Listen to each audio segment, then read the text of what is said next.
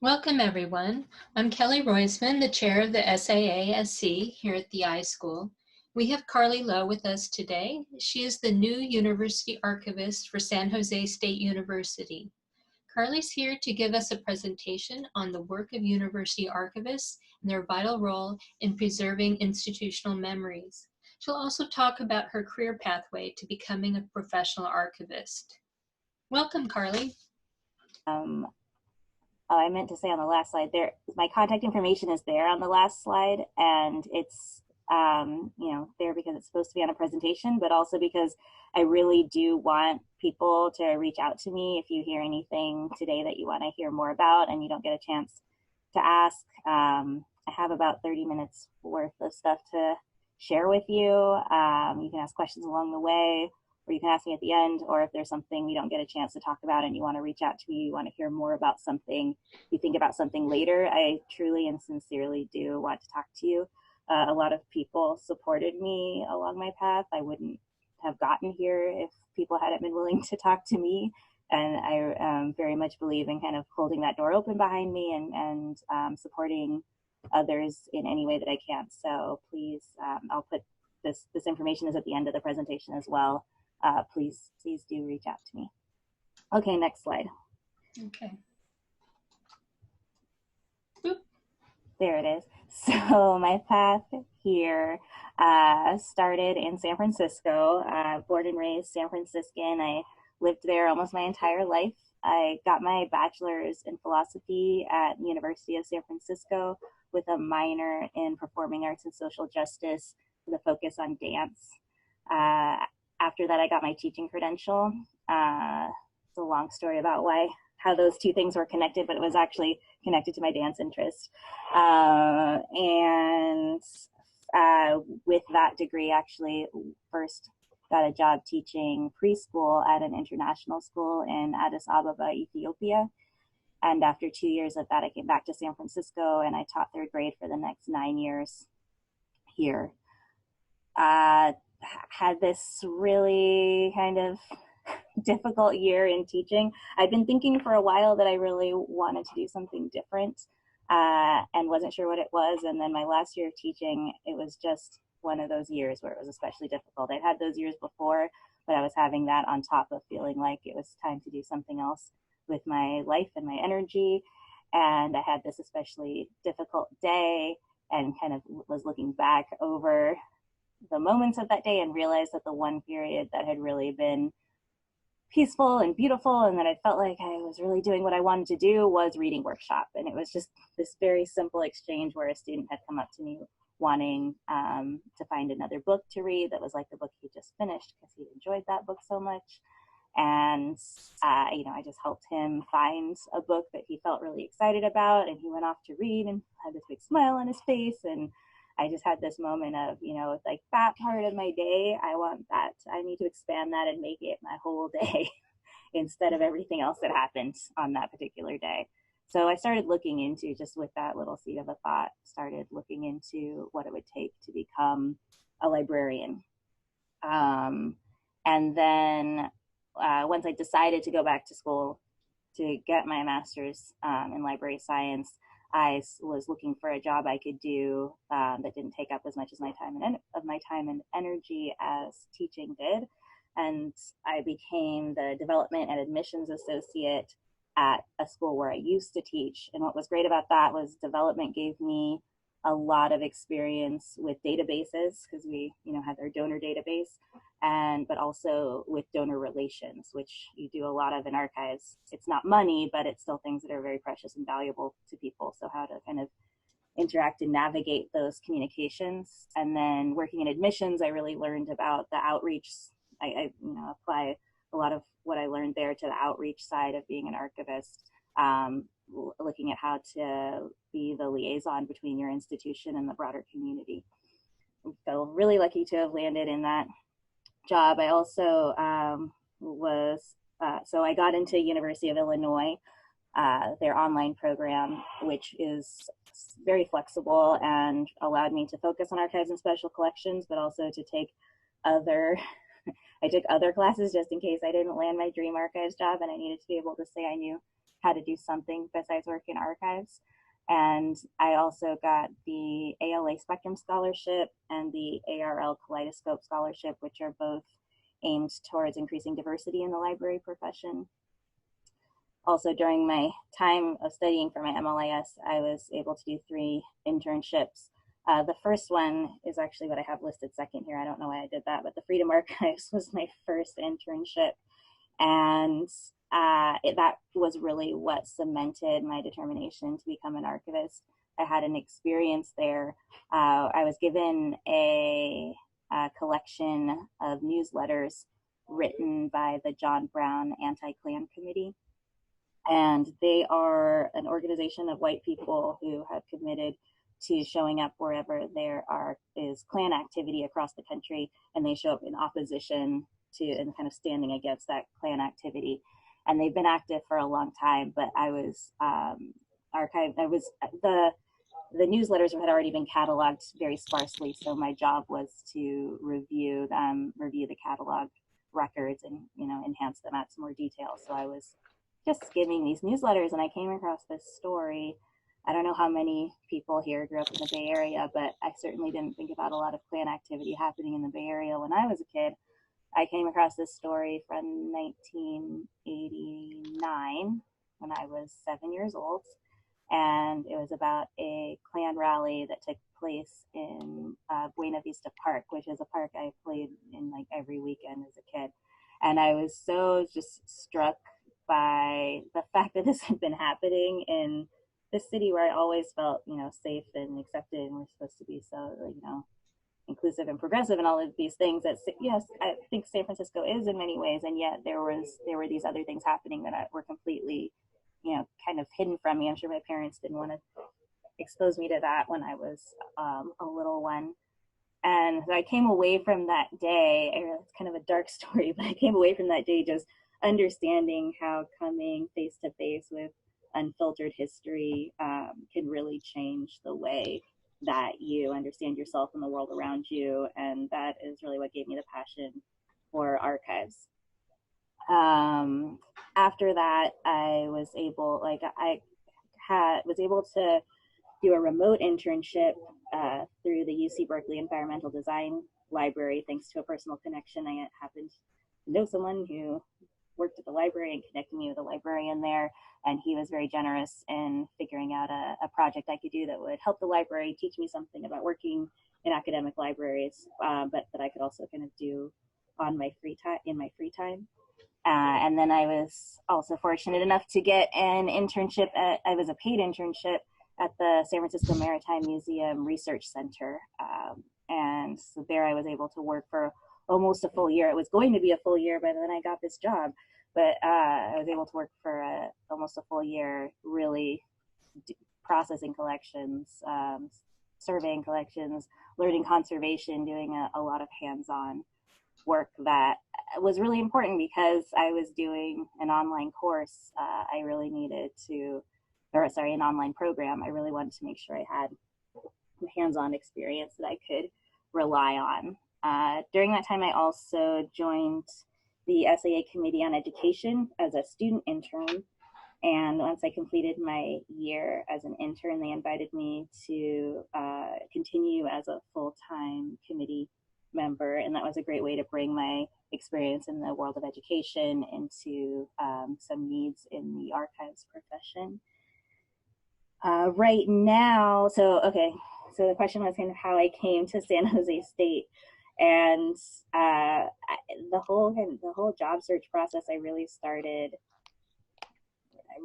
started the fall before I graduated. So I graduated in May of this year. So fall of 2018, I started I made myself a spreadsheet of different jobs, what they required, how much of what they required I could actually say I had. And I really prioritized, both that I was interested in the job and that it looked like I was a good match for it. And I applied to those jobs first, and then jobs I was interested in but was less of a good match for, I applied to second. But this job at San Jose State was very interesting to me because I know the history of the Bay Area, and the history of San Jose State is really,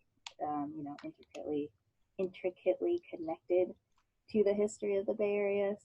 Being part of conserving that and amplifying it and making it accessible to others felt like a really meaningful way for me to apply my archival skills.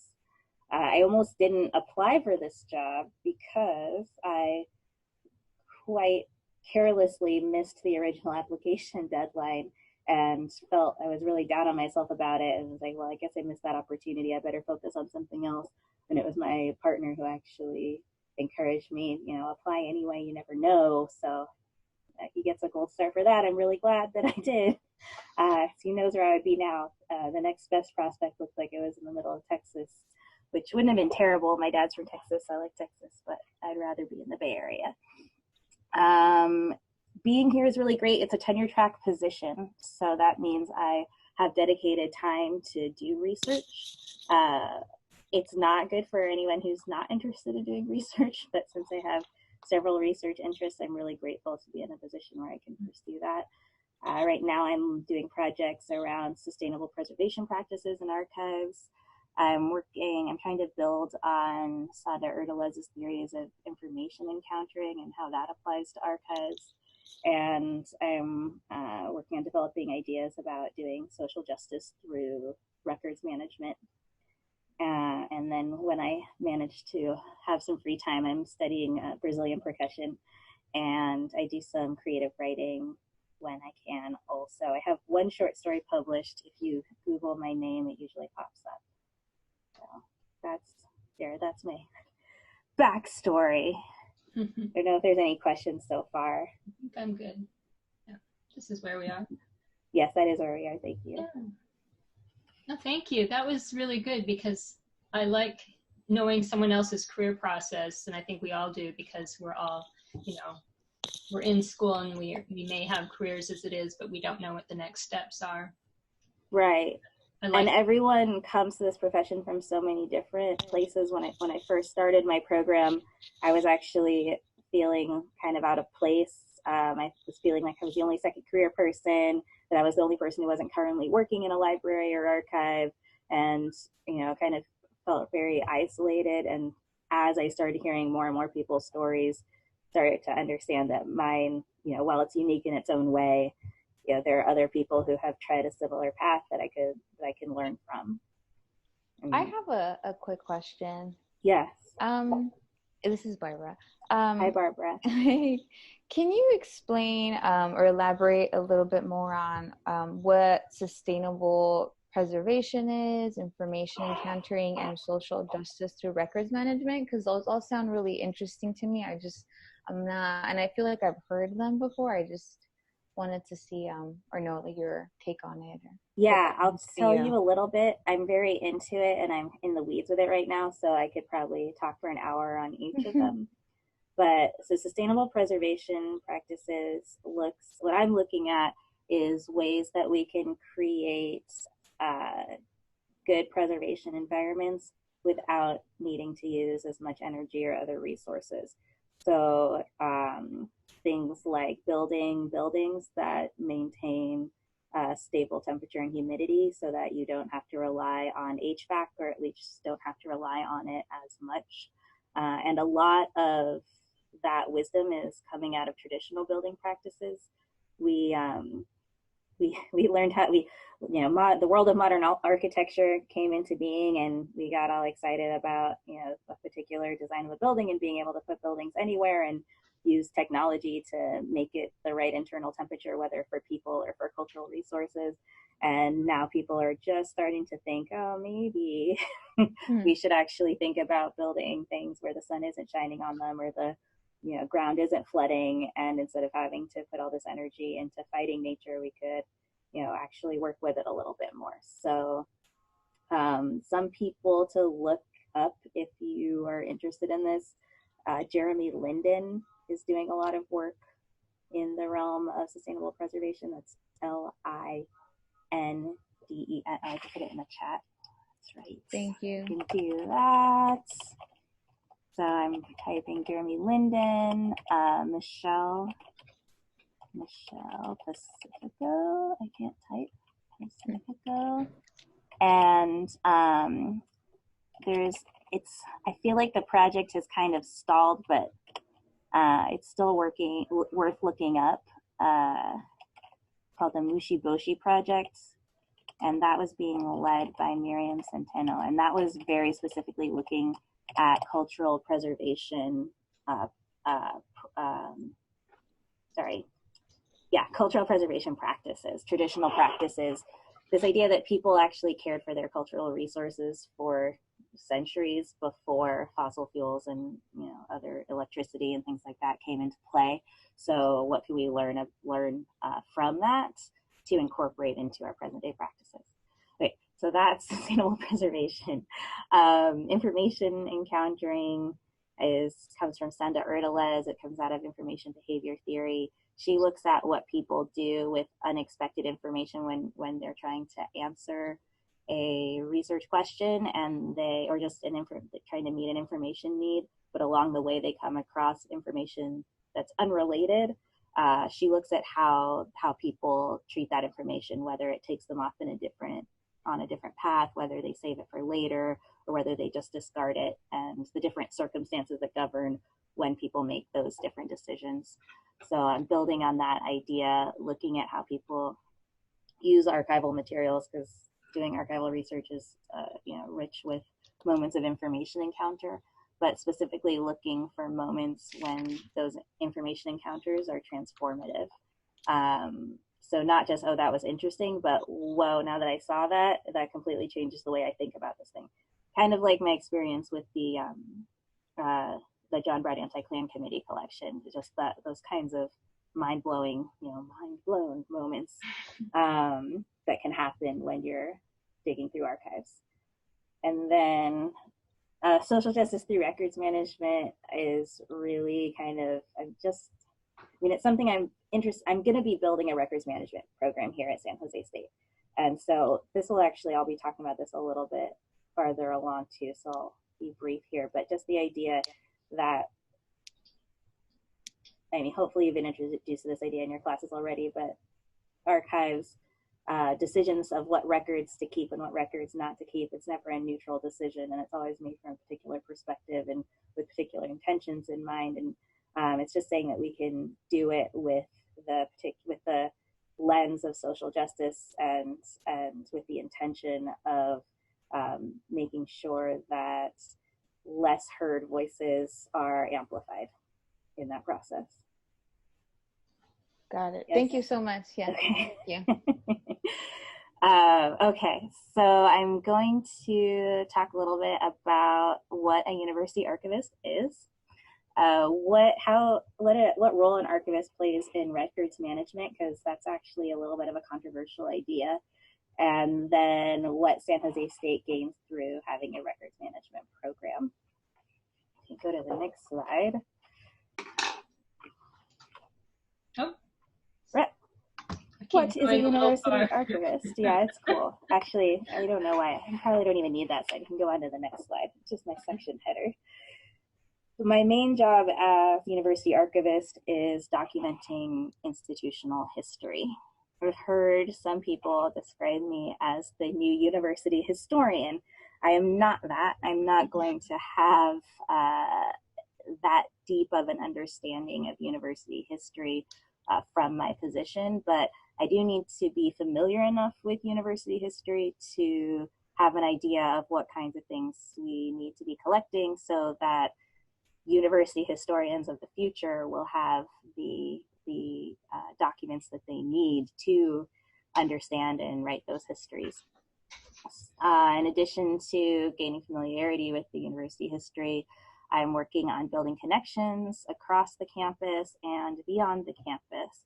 I'm working right now, I was just emailing some academic departments, some administrative departments, trying to be in touch with alumni, current students. This presentation tonight is part of that, getting to know our student organizations, former faculty, current faculty, all of that, so that when people come across interesting documents, they think of me as, some of it's PR. Oh, I wonder if Carli would be interested in this, is what I want people to be thinking, but also helping people to get to know that we have these materials and we're going to have more of them, and that the University Archive is a place that they can go to do research. I'm developing a vision for the growth of the University Archives. It's very much in its beginning phases. And then there's the everyday nitty-gritty of my work here, which is, communicating with prospective donors, processing collections, which I don't get to do nearly as much of now as I did when I was an archives intern. I thought I'd be doing a lot more of that than I actually am. There's meetings, departmental meetings. There's the special collections level meetings, as well as library faculty meetings. And then there's the new faculty meetings as I'm getting oriented to this place. And then I also teach instructional sessions. I'm the library liaison for one department and two programs. And so that's just teaching information literacy sessions. I also have put myself out there as someone who can teach basic how to use archives, what's a finding aid, kinds of courses. Next slide, please. What is an archivist's role in records management? Well, before I think my next, oh no, okay, I'm doing that first. Okay, next slide. So first we have to talk about what records management is, which is a little bit different than what archiving is. Records management involves a system, having a consistent system that governs informational resources throughout their life cycle. The life cycle of records being the moment of creation through the period of active use, semi-active use, and then the decision to retain or destroy. Records management is a collaborative process that involves, I wrote out a little equation, it's records creators plus records managers plus archivists plus users multiplied by or strengthened by the support of institutional buy-in and leadership, and then resources, which includes money, space, you have to have somewhere to put the boxes or store all the digital files. You need people, you need materials, all of those things. The power of records management is that it creates the circumstances that allows information to be collected, stored, and accessed. A records management program is not the same as an archive, but a strong records management program can support a robust archival program. Next slide. Okay. So talking about the kind of controversy of what role an archivist plays in records management, I want to tell a little story about this collection I worked on at the Maritime Museum, which is this guy, Eberhardt. I can't remember his first name now. Might have been Richard Eberhardt. We had 26 boxes of his research files that I was asked to inventory as the beginning part of the process of deciding if his files were something we wanted to accession. And I did that thing that we do where I took the top off the box and I started flipping through the files inside, and it wasn't very clear from the file labels what I was looking at. A lot of them were labeled with series of numbers. It would be a 3-digit number, a dash, and another 3-digit number.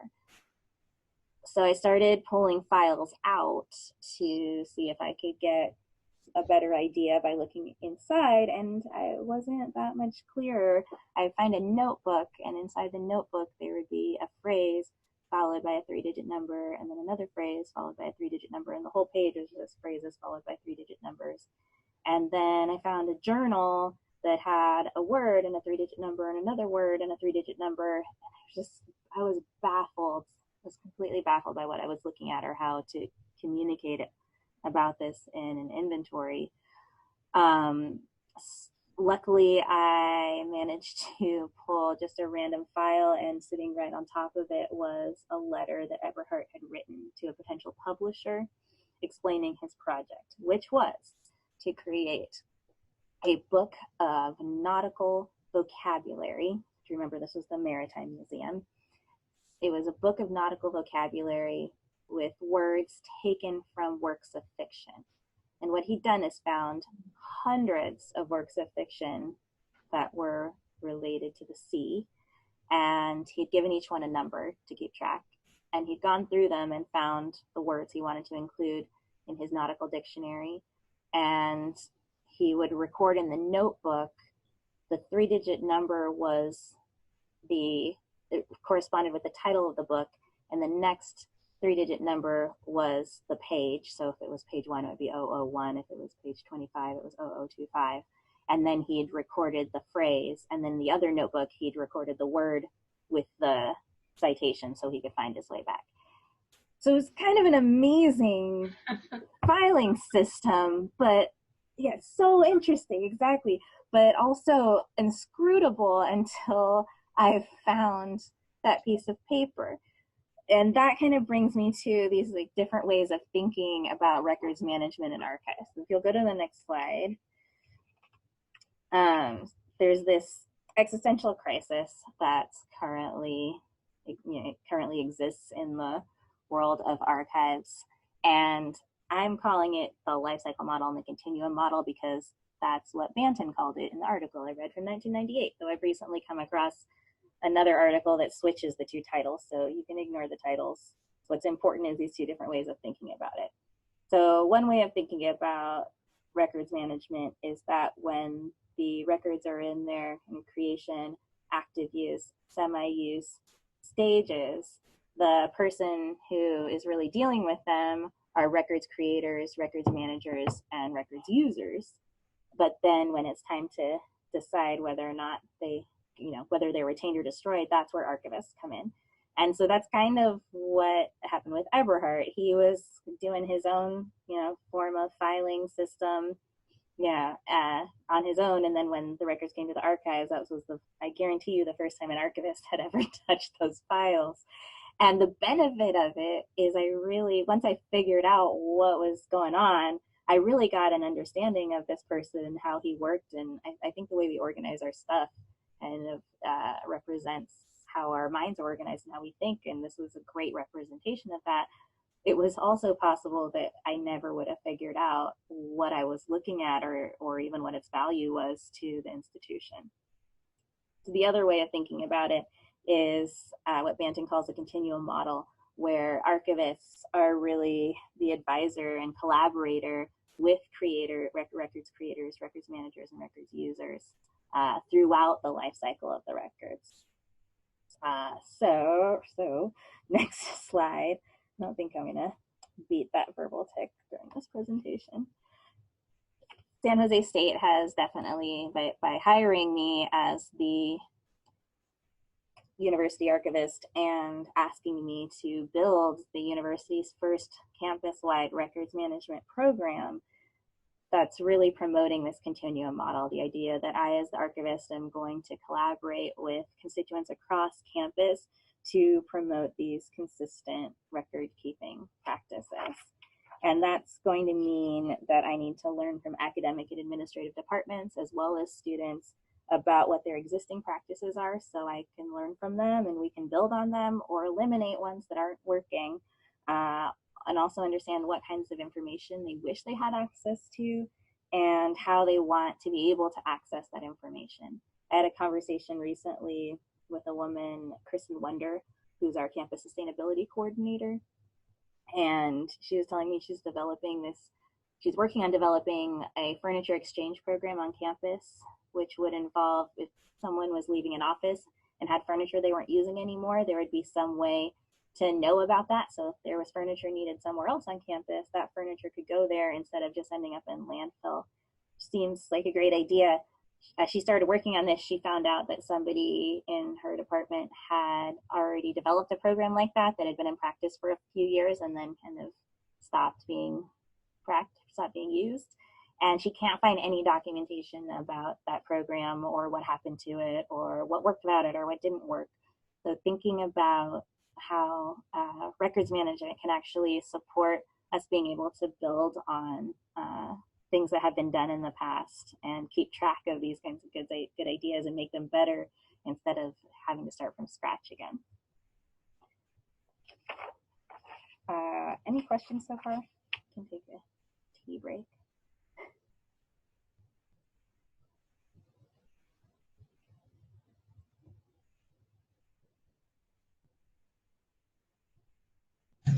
Hi, Carli. It's Lisa. Hi. Have you thought about some of the practical parts of like getting your hands dirty soon? I know you're only new, but about developing retention schedules and doing inventories of the records and developing like I'll that's sort of the practical aspects of developing a records management and considering that we have to think more beyond just records, that we're more about information and information management and data, and that we really, as an organization like San Jose State, we're more than just records. We're more like data. Mm-hmm. And oh, sorry, I thought you maybe you're in the middle of a sentence. Oh. Okay, actually, that partially leads to my next slide, so we can go to my action items. And that part about, well, I'll talk about this first, and then I'll talk about data. So I'm in the middle of several of these things, and others kind of need to get going. But I think a big part of what I'll be doing first is learning from other institutions as far as what's worked and what hasn't with their records management programs. I'm working right now on connecting with students, faculty, and administrators, and through doing that, I'm hoping to survey our current holdings, and that actually means both what's in our archive, because we do have university collections already in the archive, but there's also things I know are living on hard drives and in filing cabinets and closets and basements across campus, getting an idea of what's out there that maybe should be here and maybe shouldn't, but knowing what's there. Using that information to make a determination about what best practices can be implemented, and then being able to identify gaps and priorities to develop a mission statement and acquisitions policy for the university. And then actually documenting and distributing that plan and creating a training program so that that plan stays in place and keeps being used and improved upon. As far as the retention schedule, what's interesting is, so that I actually was thinking that's going to be one of the first things I need to do, but it turns out that there is already a CSU-wide retention schedule, and there's a San Jose State retention schedule built upon that the CSU-wide retention schedule. What's interesting is the only mention of the university archives I can find in that retention schedule deals with the papers from the office of the president. And as best I can tell, those are the only documents that, according to CSU, have to come to the archive. So I want to build on the existing retention schedule to kind of expand that expectation. It won't have, the legal sway that the CSU document has, but I want to make sure that we're collecting student work and faculty work and the work in other departments and other administrative departments to really create a full picture of what's happening at the university. I'm learning more and more about how much data there is kind of available about San Jose State. I haven't done a lot of thinking yet about how to incorporate that into the plans for building the university archive, but as part of my new faculty orientation, they've been showing us all of these different resources online where we can kind of look at various demographic and educational trends throughout the last, I don't know how far back it goes, but I feel like it's at least 10 years of the university. This information is out there, so I think that's a good thing for me to be thinking about as far as how to preserve that here, so that we're not just relying on outside sites to be collecting this information, but that we really have it anchored and preserved here.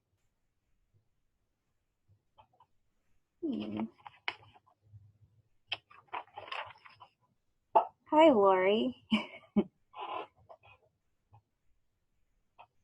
I Oh, should I say this? I don't know if the chat gets recorded. Should I read the chat out loud? I remember that being I can do that. Wake up Okay. here. So yeah, Lori is saying you might want to look for the iSchool's records and retention schedule. The Marist students in 2009 used Dirks and did a business process analysis. Their source register was very useful. Thank you so much. That's great. See, this is why I gotta connect to the archivist on campus. I'll keep that for you, Carly, and send it to you. I'll just make a quick you. screenshot. I think it records chat, but okay. Yeah, I remember that being a problem when I'd watch recordings of classes for my MLIS program, is I couldn't always see what people were chatting about. Mm-hmm. Cool. All right, next slide.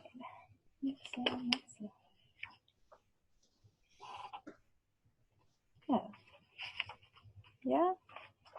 I was on the wrong page. Okay.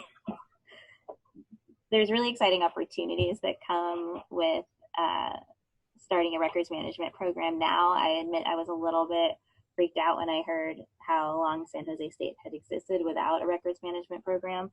Now I'm thinking about it as an opportunity, and this idea that I've been calling 2020 hindsight. It's almost the year 2020, and we think about archives a lot differently now than we did 20, 30 years ago. So it's really an opportunity to be intentional about which voices we choose to preserve and amplify. A records management program here might have looked different 50 years ago. Right now, I'm going to be thinking about how we can disrupt the archival tradition of privileging the ideas of people in power. And this means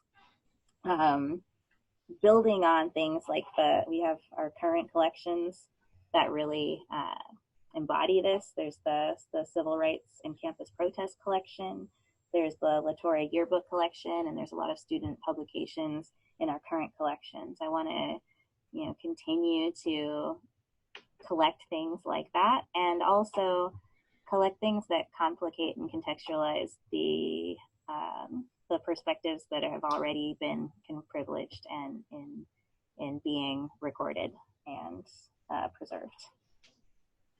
Yes. That slide in my notes is different than the slide that I sent you. That's fun. Okay. Next slide. So what does San Jose State gain through records management? Well, if we go to the next slide, you'll see that the SAA guidelines for college and university archives says that university archives exist to document the process of institutional evolution by retaining both the evidence which shapes decisions and the decisions themselves. This idea of processes, to me, is a really exciting part of my job. I was just when I first got to campus, happened to overhear a student student tour guide talking to prospective students about the Tommie Smith and John Carlos statue. If you haven't been to campus, if you haven't seen it, it's the Olympic Black Power salute statue, and it's Tommie Smith and John Carlos sitting on a podium with their fists raised. It's a beautiful statue. It commemorates a really important moment in world history, U.S. history, San Jose State history. And it's been there for as long as I can remember. So in my head, it had always been there. But of course it hasn't. And I overheard this student tour guide actually talking about the movement that had developed around students fighting to bring that statue there, and the actual opposition that there was to the statue being there. And that just had me thinking again about how everything around us happened because of a process. Nothing just is. And in archives, you really get to see those documents, and if you're doing records management right, you're collecting the documents that really show the process by which these things came to be. The next slide, please. The key benefits of records management include making sure that you are preserving the university's legacy. What's preserved is really what's remembered. So it's an opportunity to think about how we want to tell the San Jose State story. It benefits future researchers. It gives them the information they need to understand the work and impact of the university. There's a social justice aspect where we're thinking about how we're documenting our little corner of society and which voices we're amplifying. And then there's the great possibility of institutional memory, which means that we get to make new mistakes instead of repeating old ones, build on good ideas from the past, and do some succession planning. Next slide. Okay. Oh. And this will support the work of all university constituents. That did not come through. That slide should say, I didn't know I got my animations. I thought I deleted all my animations. They're there. That's fun. That's good to know about Zoom. All right, well, this supports the work of all university constituents. It supports the administration by providing evidence of transactions and decisions, not just in the silos of individual departments. Actually, right now, some individual departments do have records management, but a campus-wide program will mean that you have access to needed information from across campus, not just within your department. It benefits students in giving them context for the place that they're studying, but also as we're collecting student work, it sends the message that we value the work of our students. It benefits faculty in giving them a reference for institutional practices and also access to intellectual history that they can build upon in their own work. And then for alumni, it provides evidence of their memories and their memories from their time here. And marketing and development offices often really like to tap into that nostalgia when they're doing their fundraising campaigns and other PR. It also benefits people beyond the campus. We get a lot of outside researchers in our reading room, and they often want to learn about the history of the university and how it impacted the surrounding area. And then it also helps us to define the role that the university plays in the larger community. We're a very unique library in that we have this public library partnership, and so we have an opportunity to connect to and reach out to the community beyond campus. All right. If you can please pull all of those bullets up. Okay. I'm learning so many things tonight. Thank you all for your patience. So I'm closing with this idea that I got from Henry when I was researching how archives can better interact with K-12 teachers. But she talks about this idea that history, we're taught history as if it's facts. I know that's how I was taught history. It's this happened, this is who did it, this is when it happened, this is why it happened, and you just memorize those things, and now you know history. But what archives really teach us is that history is more than just a set of facts. It's really a set of interpretations based on evidence that have been, developed by historians based on what they can find in the historical record. And the archives hold much of this historical record.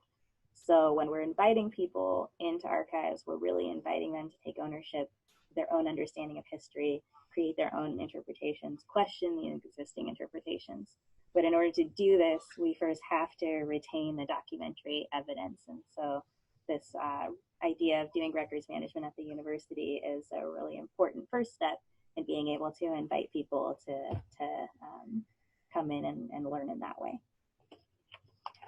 That's almost the last slide. There's a bibliography slide, and that includes both the sources I cited, which I think is actually the least interesting part of this bibliography, but also there's a lot of really interesting writing about records management in universities and university archives and different ways to think about them. So check those out.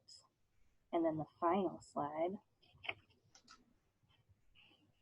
is where I ask you if you have questions, and I remind you that I sincerely, truly do want to hear from you. I'll be sad if in the next month I don't hear from some people who want to know more about some of these things. So please, and also if you're interested in being involved in the development of records management here or have ideas about it, it's definitely not a job for one person. We're working right now on developing a committee that will support this work, because there aren't that many hours in the day and I only have 2 feet. yes, I'm ready for your questions if you have any you haven't asked yet.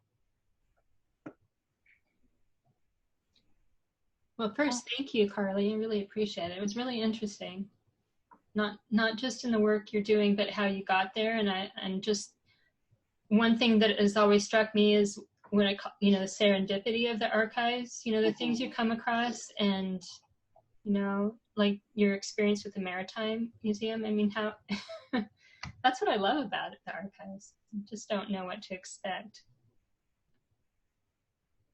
Me too. I have like a random question. Yes, random questions are allowed. Yeah. So, within all the experiences that you've had with archives, what has been the most interesting piece of information or like artifact that you've found? So it's a little thing, but it was so cool to me. Mm-hmm. So the Freedom Archives does a lot of item level cataloging, which they can do because they're not getting the volume. Mm-hmm. So usually I would say, don't do that, but I understand why they do it. And I had this box of just kind of single things that I was supposed to be cataloging, and I came across a collection of poetry.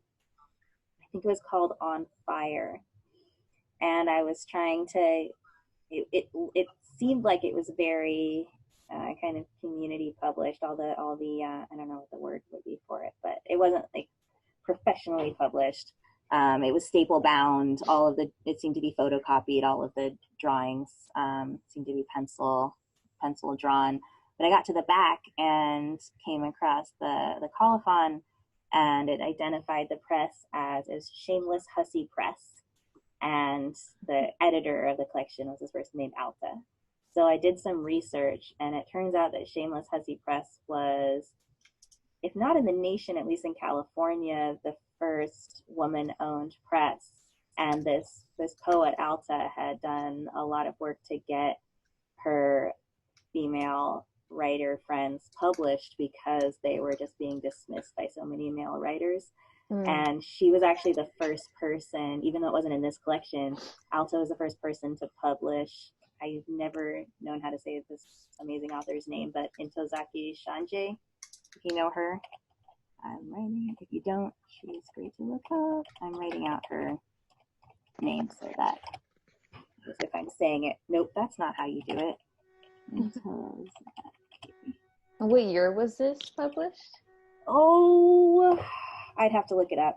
Oh, okay. You mean the one I was looking at? Yeah, like around like 50s, 60s. Okay. Something. Okay. Cool. Maybe 70, early 70s, late 60s, early 70s. Oh, thank you, Lisa. I'm writing down your email right now. But yeah, but it was just so interesting to be holding, even though Intozaki Shanjei's work wasn't in this collection, to kind of be holding on to what was kind of this foundational piece to her reaching, I think, kind of winning like a Pulitzer or something. Like, she was a pretty big deal author. Her books have been turned into movies, and it was kind of in this small press that she got her start. And so to me, that was a huge, it was little, but it made a big impression on me to have my hands on that piece of history. Lisa says in the chat, the MERA program has an internship program that you might want to tap into for assistance, both virtual and place-based. I was wondering, so you've been hired as the university archivist. How does that fit in with the team? Like, who would be your supervisor? How does that work? Great question. So there is under the library dean, or I guess it's the associate dean of library. Very hierarchical in academia and learning. So under the associate dean of library is the Craig Simpson, who is the director of special collections and archives.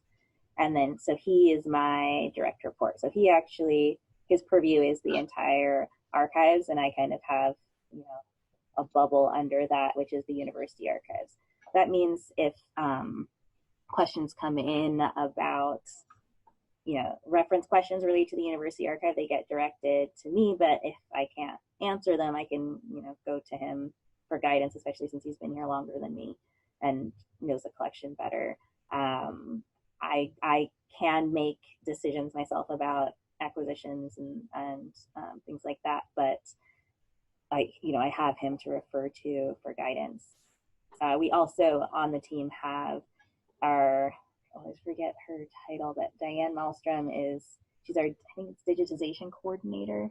And then Kate Steffens is our newly full-time, used to be part-time, newly full-time special collections librarian. So she really handles a lot of the reference requests in the reading room and also works very closely with our student workers. We have several amazing student workers. I don't know if they're listening, but I love you all. Hello.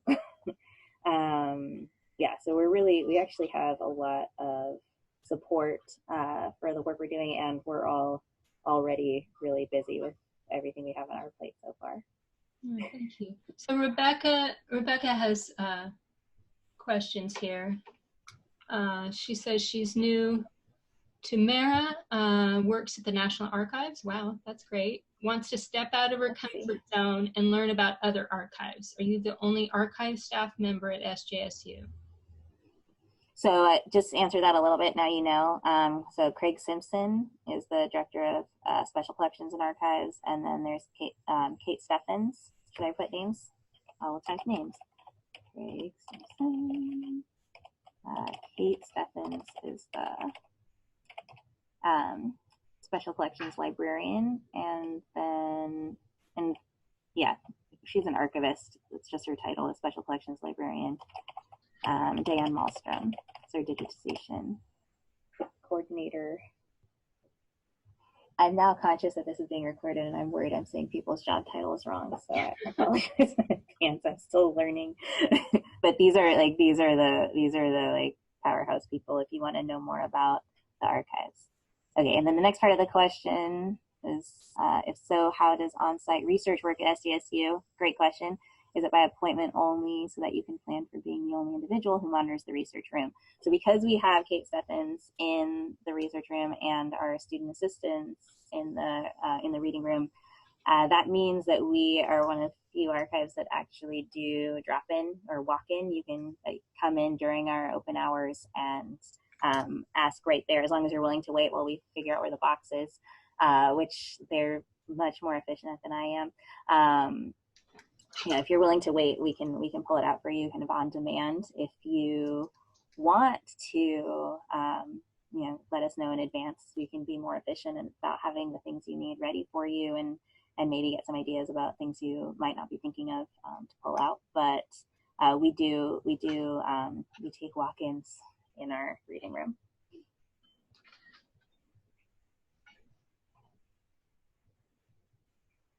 Oh, hi, Greta. So is there any strategy for archiving the iSchool's online activity presence? Not currently, but there should be. One thing what's happening right now is we're migrating to a new digital assets platform. So until that happens, I'm not attempting any kind of strategy with foreign digital materials. But yeah, there should be. I guess there's a lot of things that should be that I'll be working on. I saw what Lori said too. Lori said, do not forget just Mara. There are lots of students at MLAS program who might be interested too in internships. Mm-hmm. Yes.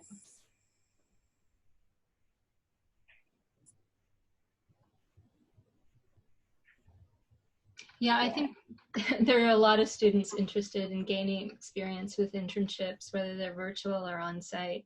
And because we're distance learning, a lot of us, if we were to be involved with, say, the SJSU archives, it would be off-site. So I don't know how many, opportunities there would be.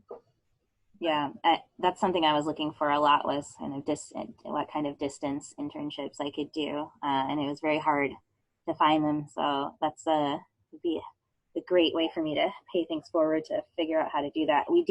I love that we pay our interns here at San Jose State. I think that's very important. It also means that we have a certain budget for how many interns we can have at a time. So, but you know, that's always something. It's a restricting factor, but I think it's really important that we're paying our interns. And you said you had done 3 different internships when you were getting your MLIS? I did, yeah. So the Maritime Museum internship was paid. If you don't know about Archives Gig is a great place to go. That's where I found this internship. And the Maritime Museum gets their interns through the ACE program, which I'll put in the chats. And those are all paid. You're basically working through, like, it's an affiliate of the U.S. government. So the Maritime Museum is a national park, and so you kind of become a government employee during your time working for them. But it's a paid internship. It's a great experience. The Maritime Museum is often cycling through new ACE interns. So if you're in the Bay Area and you're interested in that, that'd be a great thing to look into. Yes, that's right, Laurie. San Francisco well, it's not actually the Maritime Museum is at the Aquatic Park in San Francisco. The research center, which is where I was interning, is at Fort Mason. So a little bit over from Aquatic Park. But yeah, definitely look there. There's other ACE internships that are more about kind of getting out into national parks and the woods, which that's great too. But you might if you just go to the ACE website, you'll find things that aren't strictly about archives. That's all I'm trying to say. Thank you. That's great information. Yeah. And then my internship at Freedom Archives started out unpaid, and I was basically just doing it when I could, kind of on school breaks and doing short-term programs, but then they needed someone to come on kind of longer term as an associate archivist, so that was paid. And then the work I did at UC Berkeley was not paid, but it was all in my free time. You don't have to sleep while you're in grad school. Well, what I was struck by was when, you were talking about the various things you were doing, is that there were so many various things you're doing, like meeting, new faculty and instruction and here, developing a records preservation program. And then, but you're doing all these other things as well. But what's great is all of these things now happen in my work hours. Like, I'll say that since I came here, I haven't done any work outside of my work hours. This is the latest night that I've had since I came here, and I came in late because I knew I was going to be staying late. But it's like I get to read things that are interesting to me during my work hours. When I was in school, I kept shuffling. I was doing the information encounter thing where, I'll save that for later because it doesn't help me get my homework done, but it's interesting. Now I get to read those interesting things during my workday. All of those things that Kelli just named that are part of my job, and they're all things I'm really interested in. So I do feel very lucky. It sounds wonderful. Yes. And when you were talking about making a career transition, just figuring out that this is not where I want to be, and then finding that little thing that, did strike you as this is something I, when you were describing it, and to take you in that new direction. And I have the similar situation. So it's really, reaffirming to hear that other people in the program have those stories.